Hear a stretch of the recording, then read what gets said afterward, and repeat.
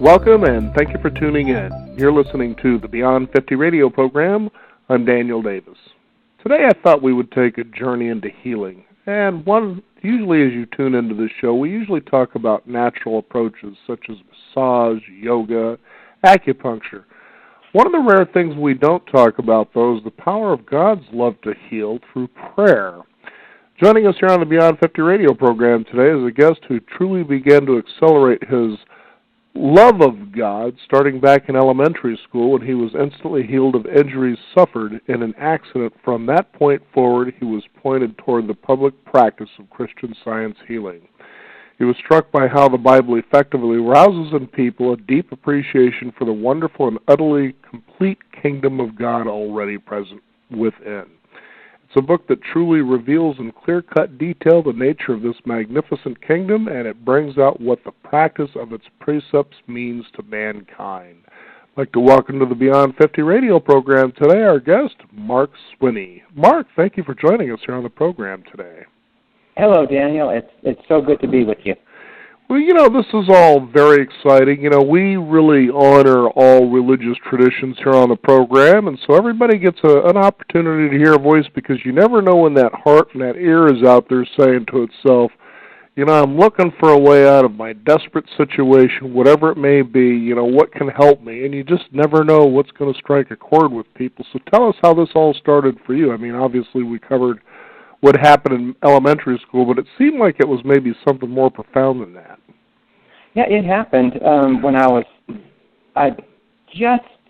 might have been in first grade. It's when what you referred to happened. I am from New Mexico, and that's where I am right now. In fact, I'll be flying up to your part of the world tomorrow morning. But right near where I live, there's a ski area, and I was skiing with my father when I was just a little kid, and I remember I was traversing across this hill on this little ski area called Sandia Peak, and the ski equipment wasn't made as well as it is today. But I remember I fell down, kind of a slow fall, but I felt my ski did not come off. The binding didn't release, but my ski went twisted all the way around. I spun completely around, and I never forget, I was lying there in the snow, just crying, and a ski patrolman, a guy who works for the ski area, he skied up, and I tried to tell him through my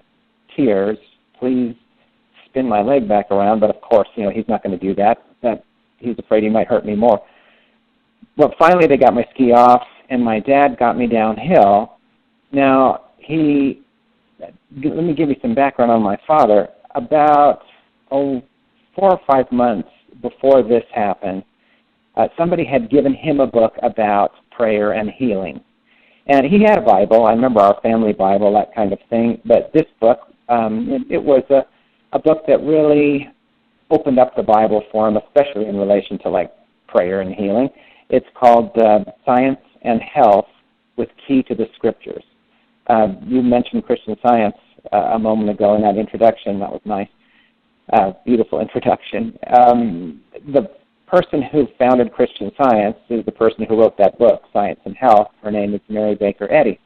Well, to make a long story short, he got me home, and it was late at night at this point, and he just loved me very much. Now, normally, all up until that point in my life, I would have probably been taken to a hospital or taken to our family doctor. He probably would have done that if it was daytime. But we were home, and I remember, I'll never forget this, Daniel. I was sitting on the floor, actually, of our living room. I had my leg on a pillow, and my father was sitting in a chair, and he had the Bible and that book I mentioned, Science and Health with Key to the Scriptures, had them open on his lap. And then my brother, he was over on the other side of the living room watching TV. And so, I could tell my father, I could tell by the look on his face, he was doing something he didn't normally do. I could tell he was really essentially just praying for me. And I saw that, and I'll never forget. I looked at him, and I just looked away. I didn't want to have anything to do with it. I really didn't, because I was still very mad about that ski patrolman, how he didn't spin my leg back around. I just didn't understand. I was just a kid. And I watched my father, and I could tell, he was really trying. And you know how you love your mom and dad, you do. And I looked over at him, and I thought, okay, well, I don't have any clue what he's doing right now. But whatever it is, I'm just going to give in to it. I'm just going to kind of yield everything in me to that. Whatever he's doing, I don't know what it is, but whatever it is. And then, Daniel, that's when my life changed really forever. You don't really get to choose sometimes when your life has that big changing moment. Mm-hmm. And here mine happened, when I'm a little kid. I gave in to whatever he was praying about. I just opened up to it. And then I stood up, and without thinking, I just walked across the living room and turned the channel on the television. There weren't any channel controllers in those days, that kind of thing. So I, stood there by the television, and then I realized what had happened. Because here I was, completely fine. Healed and pain-free and all that kind of thing, and it's always remained that way since. And I just was, in a really happy way, I was just shocked. And you could imagine from that point forward, even though I was a little kid, from that point forward, whenever I was in trouble, I just wanted something to do with God, the power of prayer, that kind of thing. Mm-hmm. And so the direction of my life, I went to college, I did all the normal stuff people did, but the direction of my life really was pointed towards prayer and healing from, an early time. That's a pretty fascinating story. It sounds like it really empowered you from that point forward as well. What it did was it made me curious is what happened. Because, like I said, I didn't understand any of it. I didn't know what was going on. But, all of a sudden, the rules that I thought always applied to me, and that is that I'm subject to material laws and injuries and stuff like that, and all of a sudden, those rules didn't apply. And so I was curious. I didn't know how in the world I was going to, get information about it, but I did have an overall feeling that the world was different than what I thought it was. In fact, it was a lot better than what I thought it was. Now, it's pretty interesting because of this experience that, it wasn't something where somebody talked with you and convinced you to go along with it because you were maybe having a specific bad day or maybe a series of, bad turns of events, but it was really, something that kind of came to you almost in a flash, it sounds like, and it was very inspiring for you. Mm-hmm. Yeah, it was. It was like as if you had never heard of Disneyland, let's say. Let's say you'd never heard of it, but they let you just peek in the front door for a second, and then they closed it. You'd go, wow, there's something there that looks really great, and I'd like to learn more about it. That's pretty much what that experience did.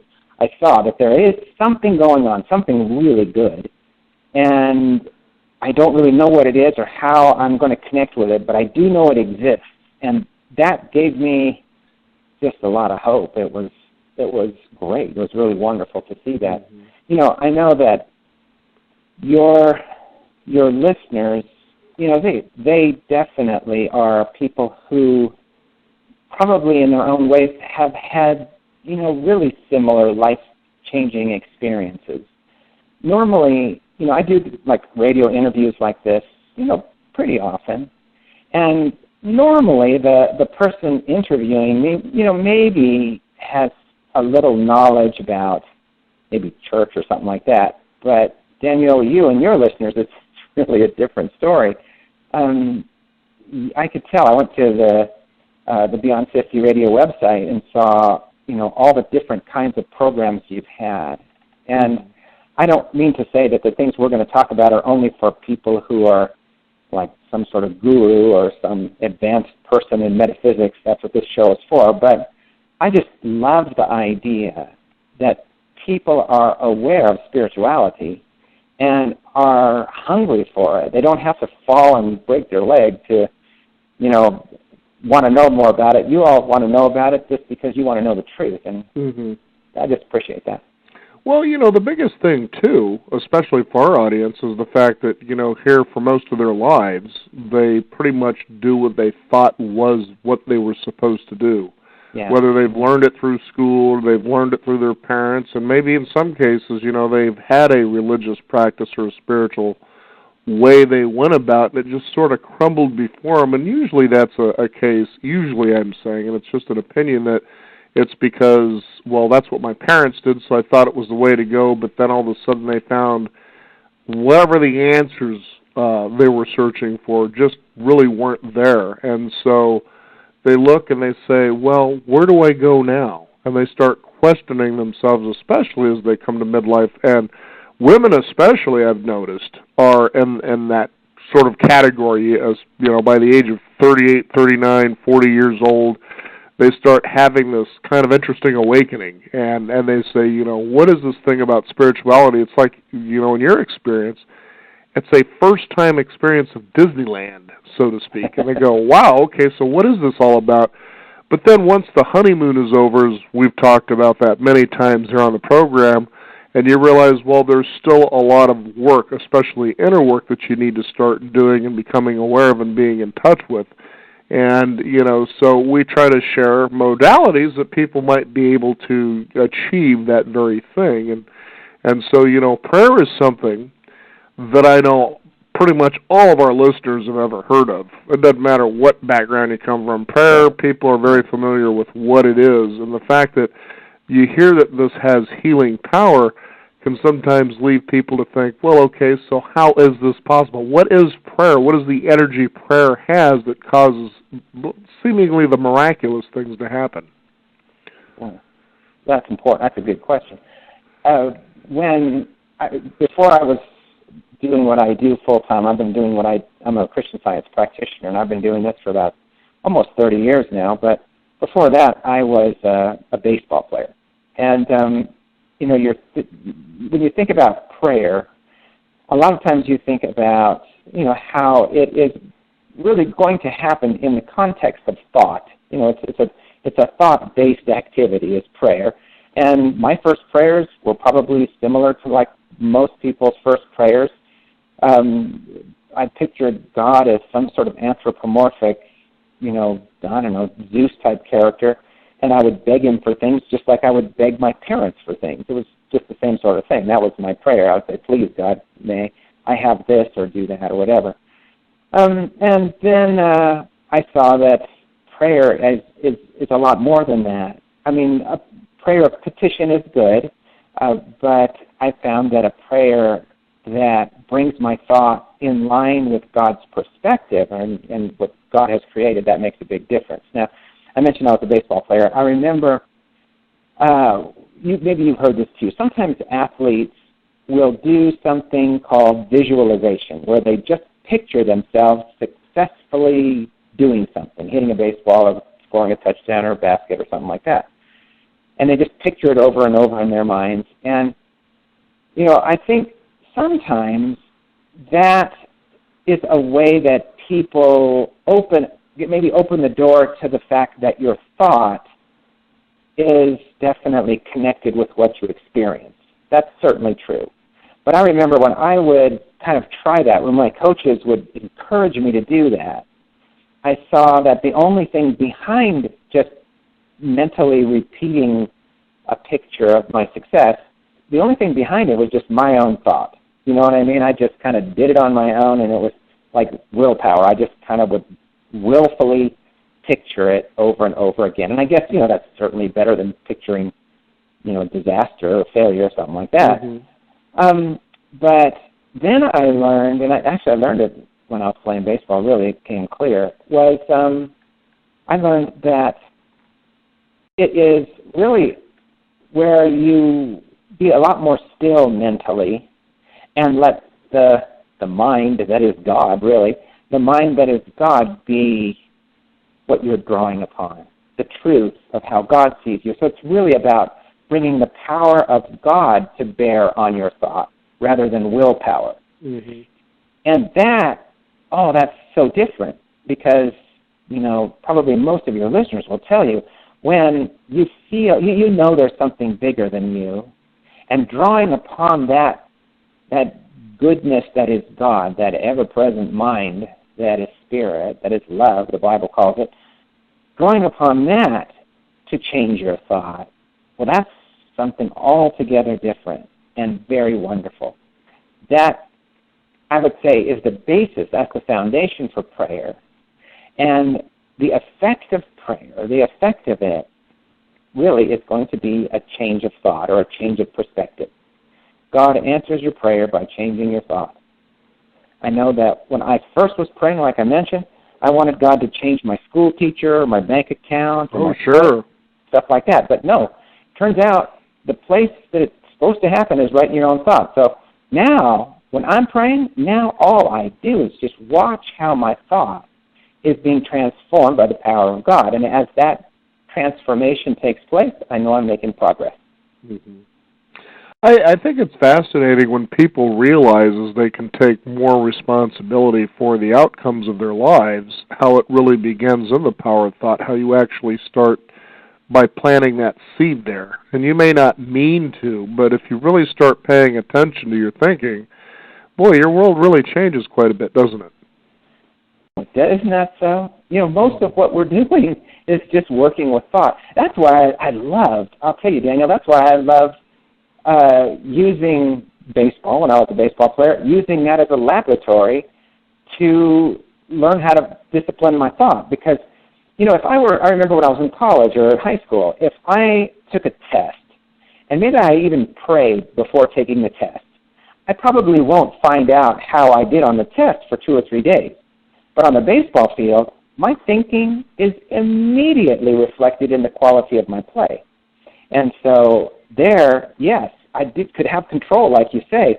I have the right to work with my own thought and to open my thought to this truth, this power that is God, so that my thought is transformed to not just create a better model, just sort of convincing myself that everything is okay, but actually recognizing that God is completely perfect, completely whole, and every listener who's listening right now is at one with God, and therefore expressing God's goodness, God's perfection.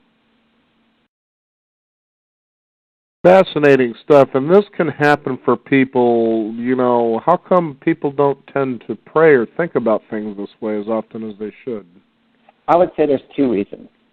One, I think people sometimes find it easier to have someone else do the thinking.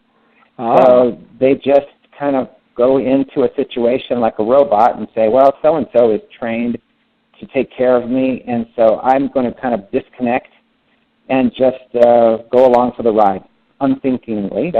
Sometimes that can be. I would say that trend, though, definitely is shifting, especially over the last 10 years or so.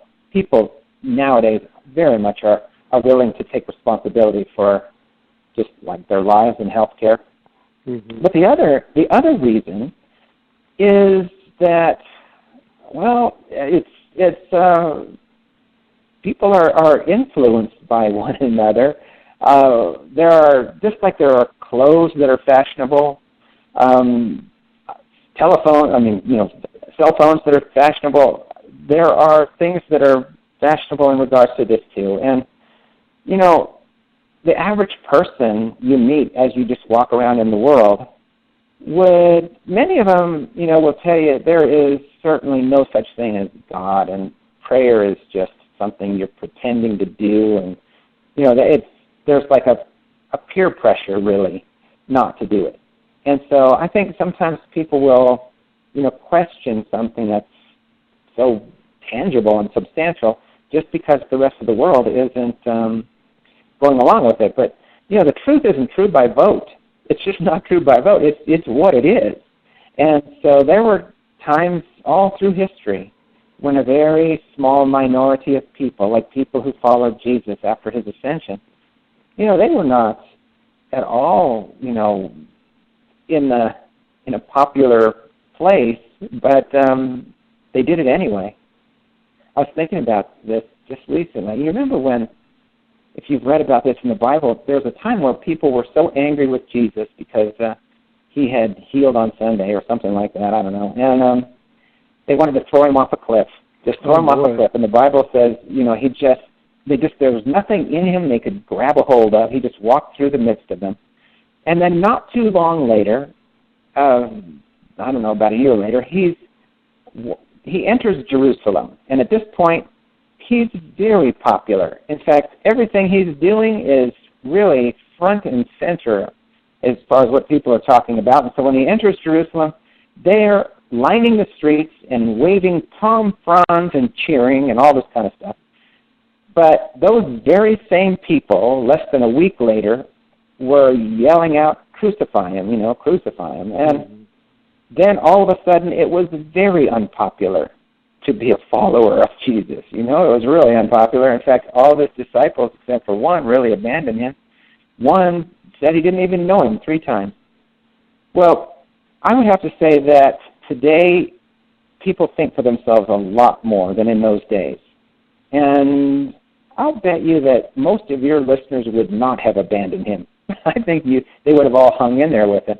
They're more willing to think for themselves and not be so influenced by public opinion. And so that's a long answer for your question. Why don't people really go for it all the time? A lot of it is peer pressure. And even though we're adults, sometimes we're still influenced by it. But again, you got to lead the way. You can wait for the rest of the world to figure out that we're actually spiritual. We can wait for them, or we can just lead the way. And I think we should just do that. What does it mean to be spiritual? I think sometimes people get that and religion mixed up together. When to me it seems they're 2 different things. I agree. Oh, I agree. Spiritual, that's certainly a word that has been used so much. You see it a lot in the last 5 years, 10 years. It's something people talk about. Daniel, not too long ago, I was in England, and I didn't have to speak until that evening. And so I remember next to my hotel, there was a mom-and-pop grocery store.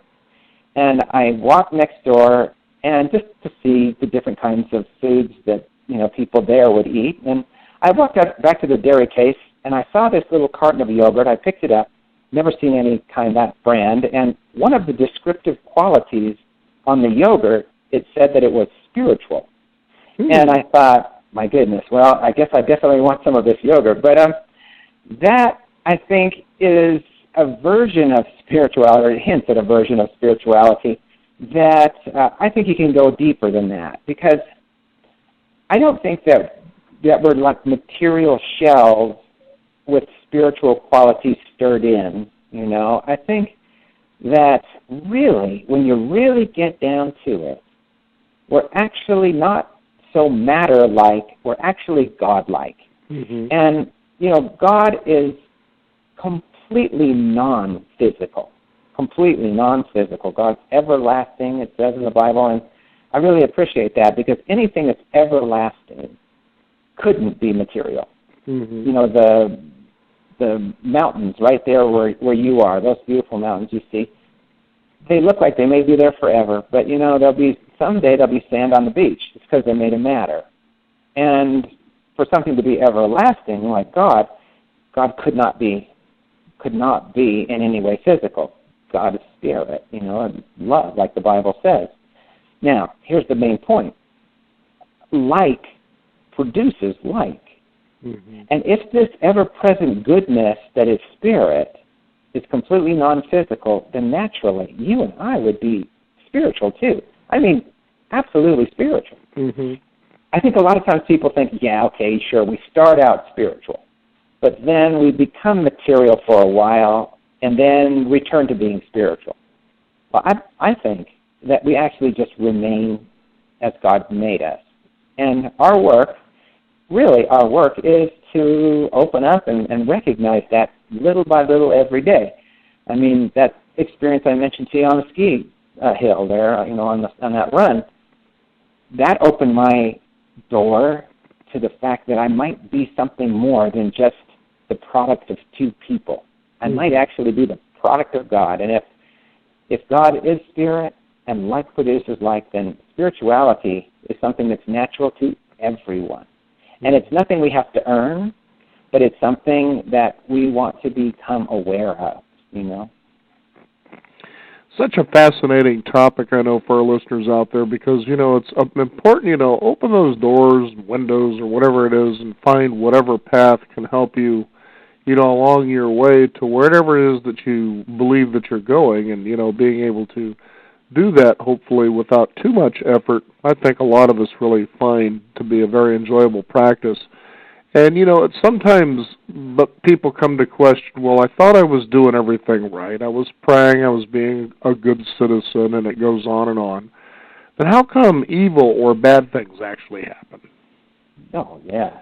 You know, because then the first thing they do is they turn to God. You know, well, why would God let a 2.5-year-old pass away? You know, why would they let that happen to my child? You know, and there we go back to pointing fingers again once things aren't going so good. Absolutely.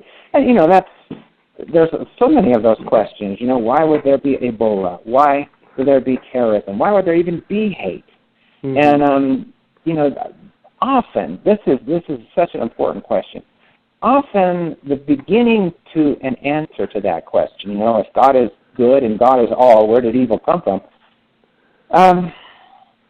First of all, another look at God, I think, is important, because a lot of times, I know, I sure thought that God was sort of a Santa Claus type character. This is what I thought early on, at least. And you know, that idea of God, of Santa seeing if you're good or bad, and then rewarding you accordingly, you know. And I think a lot of people would think of God in those terms, or maybe suspect it might be so. And that definitely is not the nature of something that is spirit and love. It's really not that way. It's not like we're separate from God, and God then is judging us, has a chalkboard, and is writing down the things we do right and wrong. It's not that way. Mm-hmm. There's this overall goodness. It's a love that envelops all of us, and it is just pure light and good. And if God is good and light, then God has only goodness and love and wholeness to offer us. So the question really is what needs to be first examined, and that question is, God, why am I sick? Tell me why evil is real. Why is there lack? Why are there people starving? That kind of thing. And you know, people ask that question in prayer with all their hearts every day. And you know what? I know every single one of them never gets an answer. You never hear an answer when you say, God, why am I ill? Why did that happen? I'm a good person. Why am I ill? And you hear just nothing. I know most of your readers are nodding their heads, saying, yep, that's right. Mm-hmm. The reason why is because it's the wrong question. All right, let's say you were talking to a geographer, and you were in school. You drew a picture on the chalkboard of the Oregon coast. And there on the Oregon coast, a few miles off, you put a dot there and write the word Paris, France. And you ask the geographer, tell me, please, why is Paris on the west coast, off the west coast of Oregon? Why is that so? It's right there. Look at it. I mean, it's right there. You can't deny what's before your eyes. There it is. And the geographer will just have no answer when you say, why is Paris on the west coast of Oregon? He will have no answer. But if you ask the geographer, where's Paris? Tell me about Paris, it'll be easy, because that's a correct question.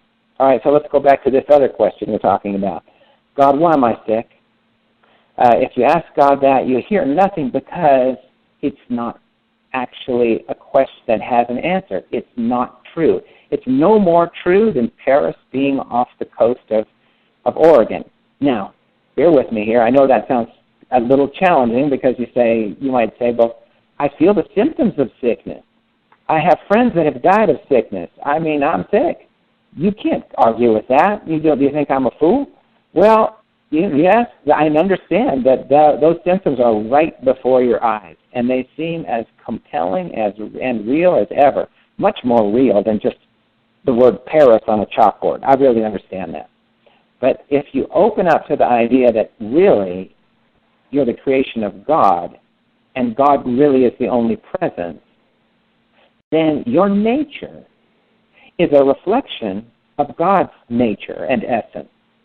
God, that Spirit who is good, that wholeness that is love, is perfectly fine today. And you being the offspring of God, you reflect God's nature, so you are too. So we change the question. Instead of asking the wrong question, God, why is evil real? Why am I sick? Say, God, ask God this, try this. Ask, God, if you are completely whole and perfect, please tell me then about my wholeness and perfection in you. I want to know all about it. Now, once you're open and you've asked a question like that, your answers, they come like a flood over Niagara Falls, you'll see. Mm-hmm. The answers to prayer will change your thought, but they will also quell your fear. You'll feel yourself relax, and you'll go, oh, I understand now. It's not about repairing the child of God. It's about revealing in my thought what the child of God actually is. Now, I know many of your listeners probably have experienced this kind of thing in their own ways, and so here I'm using English to describe something that happens that's really very beautiful. Mm-hmm. But it's available to anyone. You know, I know it's been really interesting over the last 10 years is what we hear about, for instance, when it comes to the law of attraction. There was the movie The Secret that came out, mm-hmm. and everybody was really jazzed about how these things kind of merged the idea that, everything you'll ever want or need is within you. It's just a matter of bringing it to an outward manifestation, and so that's what these things seem to promise anyway. And mm-hmm. what's fascinating is how often people would tend to look at this as some sort of a new language that was being developed, when in fact it goes back to the turn of the century. Mm-hmm. I remember it was just last summer, I believe it was, I started just devouring a lot of the work that was out there. I came across a book that was recommended through another book, and it started taking me back to now, here it's 1910, here it's 1885, and in some of these cases, these were people of what was known then as Christian Science, which was developed somewhere around the late 1800s, in my understanding. Mm-hmm. And I said, oh, I see what this is now. My understanding, and certainly, we'll give you a moment to define what Christian Science is, but sure. That it seemed to take what Jesus had been trying to teach us about miracles and say, this is what it is, folks. Just do this, and it's really just that simple.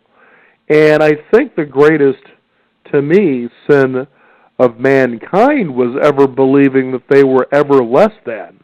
And I think somehow the Bible, in some ways, shares that message. Maybe it doesn't mean to, or maybe it was misinterpreted. For instance, we're talking about somebody who's maybe lying in bed with cancer. God, why do I have cancer? Okay, that was the question that we pose on something like that. Now, taking a look at the Bible, I'm sure we've heard a quote that sounded something like this: God, why hast thou forsaken me? Yeah. You see, where did that come from? So the language really came from there, or an interpretation came from there. And that's where we learned it from. Again, as I open the program, we talk about how people through life kind of do what they told they were supposed to do, and were led doing the things they thought they would go in the right direction that would lead them in that direction. And so you see where this all comes from. And I started reading a lot of this work. A couple of them was Ernest Holmes, Dr. Mm-hmm. Florence Scovel Shinn, that's right. Florence Scovel Shinn was another one who I really loved reading her stuff. And I realized, if they had presented this stuff today, to what is a very highly relatively open-minded society, I think people will be going, okay, well, The Secret was a great idea, but here's really the essence of the message here. It's true. You got to think that the truth, there's really one truth, and we all, talk about it. You remember when you were little, remember the telephone game where people, say a secret and then they tell the next person and that person tells the next, and it goes around the room, and by the end of the room, the thing you said was very different than, what it initially started out as. And I think that happens a lot with probably any faith tradition and other approaches to spirituality is, we have to use English to talk about them. Sure. And, when we talk about, I hear I've been just saying the word God in kind of a flippant way, like I would expect everybody to see God in exactly the same way I would. And I know that there's one God, but the paths to God are as diverse as the people walking them. Mm-hmm. And so that's something I think we need to appreciate in one another. We have to see beyond just the words that people say to us and try our best to look in each other's hearts to understand what that's talking about. Now, yes, you mentioned, how it was, in the late 1800s when that woman, Mary Baker Eddy, she first published that book, Science and Health. I'll be talking about prayer and healing tomorrow at my lecture. And, it's so interesting how she, too, found this power to heal through her own experience. In fact, everything she writes in her book, she first had to prove it. And it's encouraging and it's inspiring to read how all through history this kind of thing has been surfacing. Because there's just this one truth, this truth that God is love, and this love is all. And no words can describe how wonderful it is, but the allness of God, this allness of divine love, it envelops us, it gives us our identity, gives us our potential and ability, and it can be described in so many different languages, so many different perspectives, and it's like a song. We all know that we have different voices when we sing it, but Mary Baker Eddy, she really turned to Jesus' example, because the kind of healing that he had, performed so much was something quite interesting to her. Now, with her own experience, maybe you've heard of this before, but she was, one evening, she was walking to a temperance meeting. She lived in Massachusetts at this time. She lived in New England. And it was winter, and she fell and, slipped on the ice that was there on the street, on the sidewalk. And she injured herself to such a degree that she was brought unconscious to a house right there near where she'd fallen. And then she came to for a little bit in the morning and asked to be taken to her house, and she was. Well, it's interesting what happens. She is in such bad shape that her friends just call for a minister to come, and see her. And that is, it's so interesting what happens next. Here's what she says. She says, on the third day after this happened, she says, I called for my Bible and opened it at Matthew 9:2. As I read, the healing truth dawned upon my sense, and the result was that I rose, dressed myself, and ever after was in better health than I had before enjoyed. That short experience included a glimpse of the great fact that I have since tried to make plain to others, namely life in and of spirit, this life being the sole reality of existence. Now, you could imagine what that must have been like, where your friends think this is it, and then all of a sudden you read something out of the Bible, and immediately you're feeling better than you ever have felt. Well, it was probably a little more significant than my experience on that ski hill, but she, too, had the same response. She really wanted to know more about it. And so for the next 3 years, all she did was study Jesus' example, Jesus' words in the Bible. She just really wanted to know what in the world happened. Now, Daniel, listen to this. This is so interesting. One day, this was just about 6 months or so after that. It was now summertime, and so she took some time and walked over to the beach, not too far from where she lived. She walked over to the beach, and, you know what it's like to go to the beach. You've sat there looking out at the horizon, especially if you're there by yourself. You think about your life. And I'm sure she was doing something like that, probably thinking about her healing or what she'd been learning in the Bible. But the next thing she sees is a woman carrying a boy. It wasn't a baby; it was a little boy, and she had to carry him because he had club feet, and they had come to the beach too. And so the mother, she put down a little blanket on the beach and sat him down, and then went to go take care of something quickly. When this woman returned, she saw Mary Baker Eddy and her little boy holding hands, walking together on the beach. And she was just stunned because these were his first steps. He'd been healed, just completely healed. And it must have been a good day for the little boy. It had to be a wonderful day for his mother. It had to be. But you just think about what that did for Mary Baker Eddy.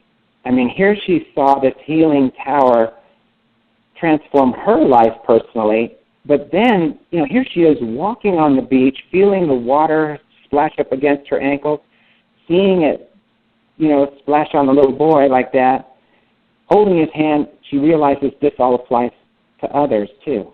And that's why, really, she started writing her book, because she wanted to learn more about it, prove it, and then help other people do exactly the same.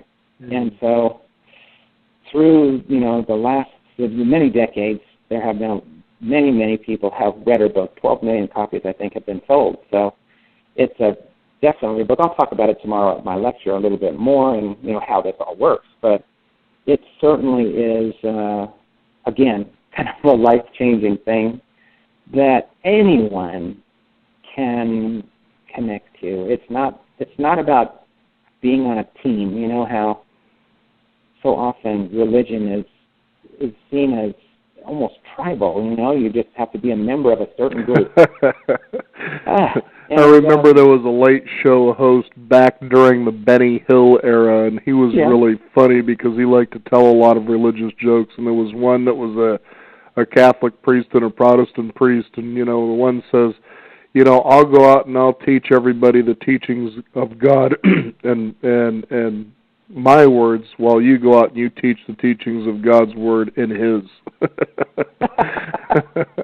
But, you're so right that people, especially when it comes to beliefs, hold on to them as though they're concrete, solid, and real when beliefs are very changeable. And it really gets a little scary sometimes, and I think when you take up the world as we see it, for instance, in Christianity, some people hear that word and they just smile broad and they love everything about how life is, and then there are others that just shudder and, put the garlic around the neck and go running in the other direction. And it isn't so much that I believe it's the Christianity itself, and I found myself shuddering at times because there was a sense of self-righteousness, but then you have to remember, well, wait, these were just individuals or groups of individuals that decided this is the way they wanted to live, saying that it's absolute and until you join this group, then, you've certainly got a pass going to hell, so to speak, and you're thinking, well, who are you to be telling me this? But the truth is, it's just like you said, it becomes very tribal. I think one of the most astounding awakenings that I had happened years ago. We've all heard about the events that happened in Waco, Texas. Okay, so interesting. I was just about to bring that up. And it is. It's really fascinating to realize here was something. This was a compound, if you will, that had been around since the 1930s. Oh, really? That was something I didn't know about. I didn't know that either.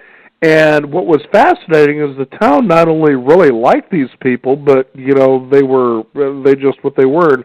My understanding was that this was call it a form of Christianity that had a belief that Christ would come again, but this time would come in completely human form.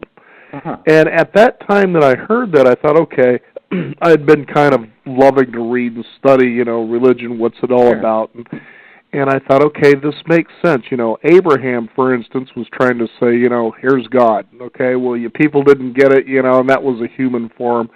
And then it went into Moses, and then eventually it went into Jesus. And the whole time it's basically saying, my understanding is, you are God. I'm sending you the sons to show you how true this really is.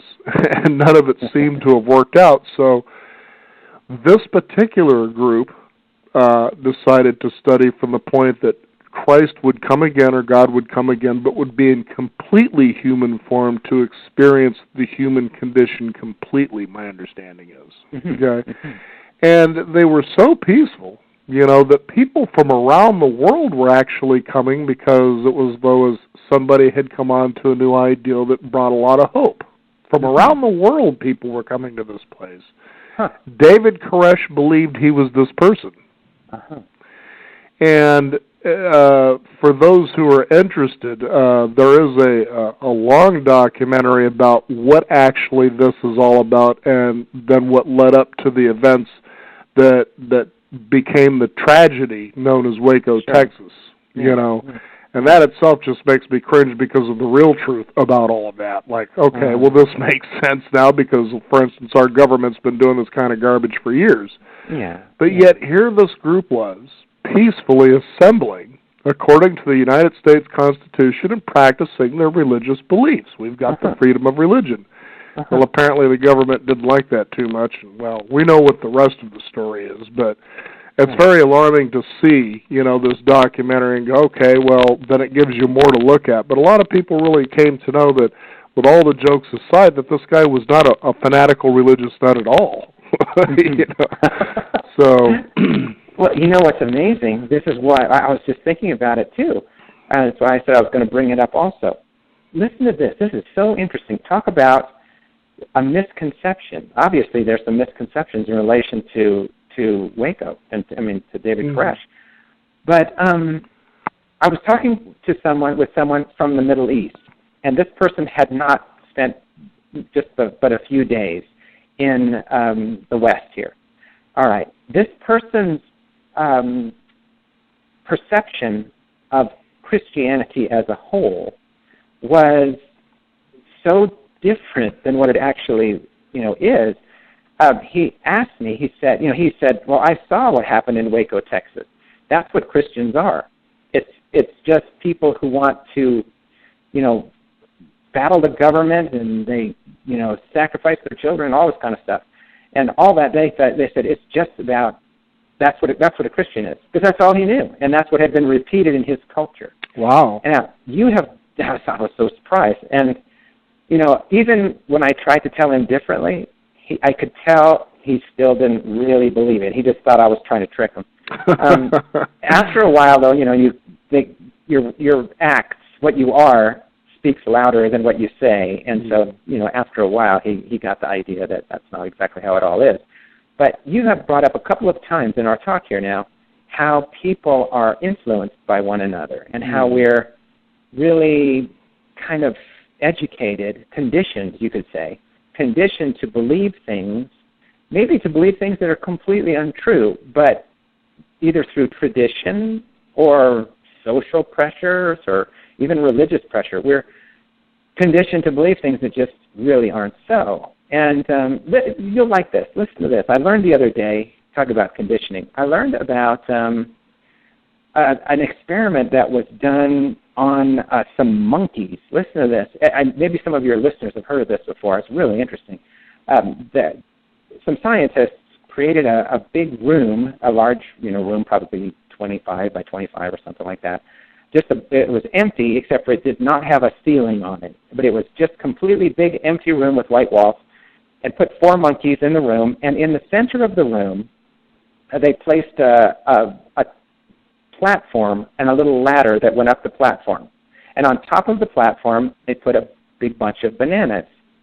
Well, the monkeys, when they entered the room, they saw those bananas, and of course, started moving towards them.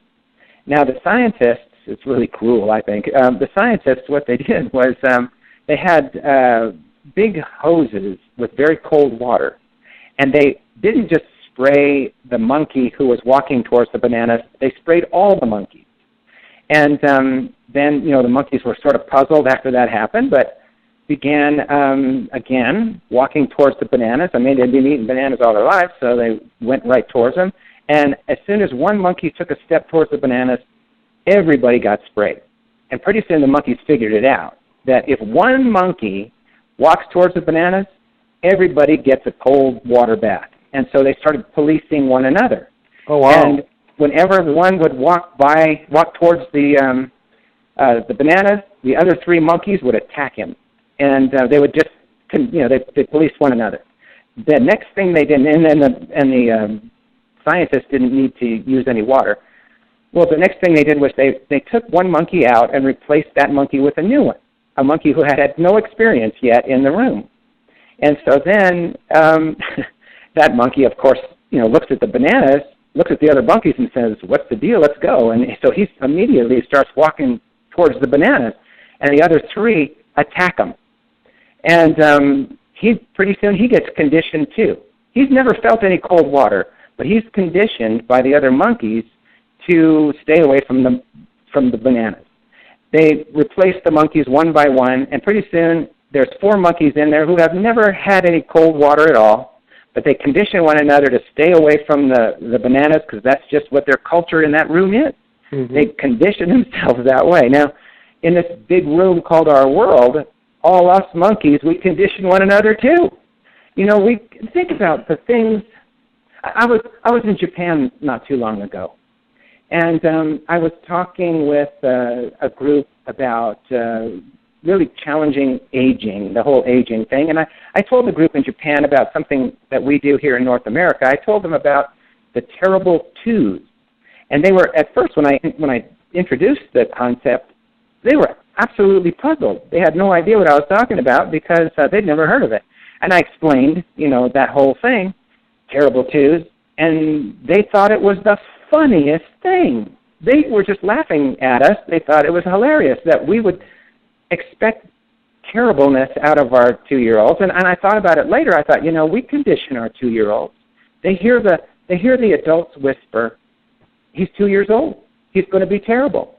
And those 2-year-olds then are so happy to comply, And it's just because they're conditioned. And that's kind of a funny example, but there are so many things like that.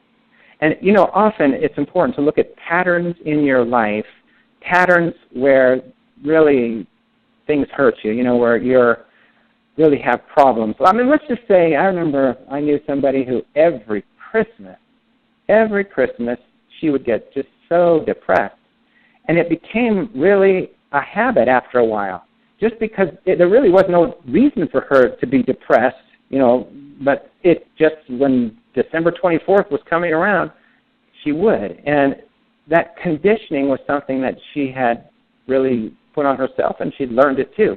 I'm sure someone had to tell her that Christmas time you're supposed to be depressed. But I mean, what about, let's say, here you are, you guys are in Oregon where Nike is. I remember when I was in, I told you I was a baseball player. When we used to have to, run a lot, when we used to have to run, there was an expectation that we would be very tired at the end and that we would be sore. And that was something we were just like those monkeys. We were conditioning one another to believe that mm-hmm. you had to be sore and that you had to be tired, real tired. Mm-hmm. I was reading not too long ago about the baseball pitchers in the major league 70 or 80 years ago. Their way of going at it is so different than the ways today that pitchers do it. In the old days, if there was like a doubleheader, often the same man would pitch both games. Mm-hmm. And he'd pitch the next day too. And so we condition one another into thinking we need to suffer because of certain circumstances. And it's just something to challenge in your thought. The monkeys condition us, and heck, there's no reason we always have to do that. No pain, no gain. Now, you mentioned a lecture. Do you tend to do lectures throughout the year? I do.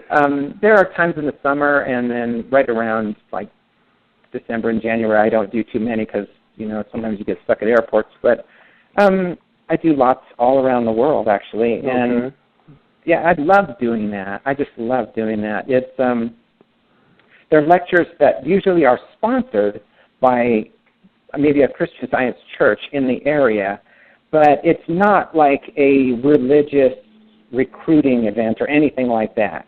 These lectures are only put up. They're only done to help people understand how to pray, maybe increase their understanding of prayer, not just for themselves, but for their family, for other people.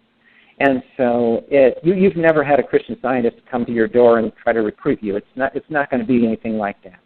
No, and in fact, I was going to mention that in Christian Science, it was rare, if ever, that you even ran into too many people who say, well, I practice Christian Science, and I would have said, well, what is that exactly? But now I've got a better understanding that it's something that people should really just take a look at, just expose themselves to, because what I really enjoyed when you take a look again today at the law of attraction and the power of intention and the secret and all these things, well, if you really like that stuff, if you really thought that stuff has validity, go back and read what these people were talking about in the 1880s and early part of the 1900s. Everybody knows who Napoleon Hill was, but he was a guy that came even after that. Mm-hmm. And you realize, wow, you start reading this and go, I didn't realize that it was all about that, and it really changes the way you see and experience, that specific way of doing something. It is. And, you think about it goes way back before the 1880s. Oh, yes, absolutely. Yeah. I'm just saying that was the time that somebody had wrote a book called about Christian Science. Well, what is Christian Science? Yeah, you're right. Good point. Mm-hmm. I love that, where you see hints of it throughout history. Mm-hmm. You even see, where Jesus says in the Sermon on the Mount, he says, be ye therefore perfect, even as your Father in heaven is perfect. And there's one translation that says, ye must be perfect as your Father in heaven is perfect. In other words, it's not about, becoming something, like thinking, okay, I'll think I'm perfect and I'll then become perfect. It's more about opening up to the perfection in God. Now, that point, I think, is a really important one, because, you always hear people say, okay, yeah, I'm God's creation. But often, the model for creation might be compared to like how an artist, a sculptor, may create a sculpture.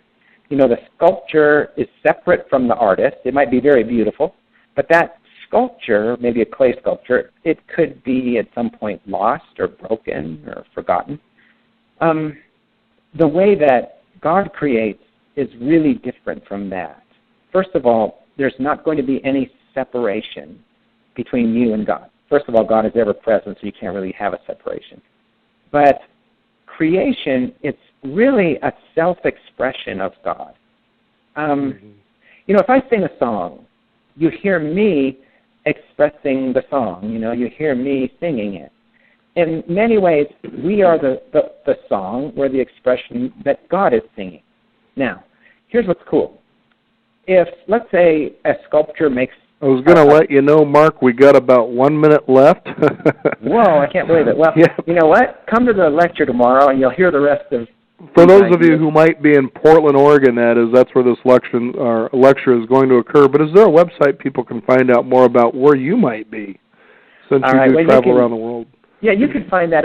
My name is Mark Swinney, and if you do a search on that online, you'll find it. It's Swinney. But tomorrow, I'll be at the Vancouver, Washington Library. It's on 901 C Street, and my lecture starts at 4 p.m., and so it's at the library, so it's a public place. Anybody is welcome. It's free. Just come on in, and it will my whole point is just to help you and empower you and go more into the kinds of things we're thinking about today. I can't believe an hour went this fast. Well, miracles happen when it comes to time, doesn't it? Mark, thank you so much for being on the program today. What a delightful conversation we've had. You're wonderful, Daniel. Thank you so much. We want to thank you, the listeners out there. Again, go out and explore some of these things we present to you and see if they kind of open a door and maybe even open your heart as well. You just never know what that next step will be. One step you can certainly take is visit us at beyond50radio.com. Be sure to become a newsletter subscriber that tells you about a lot of events that are going on, whether you're in Portland, Oregon, or you're outside of the United States. You'll find out some very unique things that you can participate in as well. I'm Daniel Davis. Thank you again for joining us. This is the Beyond 50 radio program, and remember, live your day past halfway.